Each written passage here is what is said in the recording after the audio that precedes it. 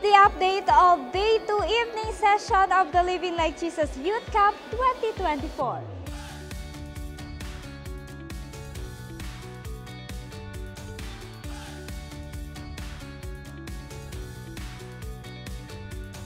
Pag sinasabi kong full consecration of life, isa lang ibig sabihin nun, yung buong buhay ninyo sa Lord. Yun lang ang ibig sabihin nun. Yung bibig nyo sa Lord. Yung dalawa niyong mata sa Lord. Yung dalawa niyong tenga sa Lord. Yung isip nyo sa Lord. Yung pinupuntahan ng paa nyo sa Lord. Yung ginagawa nyo sa Lord. Yung uri ng pag-aayos nyo ng sarili nyo sa Lord. None of you, but it's all of the Lord, for the Lord. Yun yung ibig sabihin ng full consecration of life.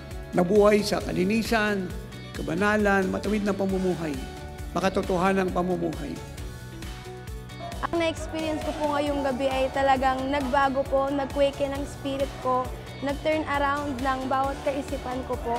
Grabing kadakilaan, grabing presensya po ng Lord, pag-ibig niya na binalot niya po sa buhay namin mga kabataan. Tayo po ay hindi lamang po niya pinupuspos, hindi niya lamang po tayo nilalagyan ng kanyang kaluwalhatian, hindi niya lamang po tayo pinupuno, kundi tayo po ay pinag-uumapaw niya at kinokonsume niya ng kanyang pinakabuhay at dinadala niya po tayo sa kasakdalan. The amazing power and glory of God is ever increasing in this place and really saturating the lives of the young ones. Kaya naman, abangan natin ang gagawin pa ng Diyos sa mga susunod na araw sa buhay ng mga kabataan dito sa God's dwelling place sa walang katulad na Living Like Jesus Youth Camp na ito.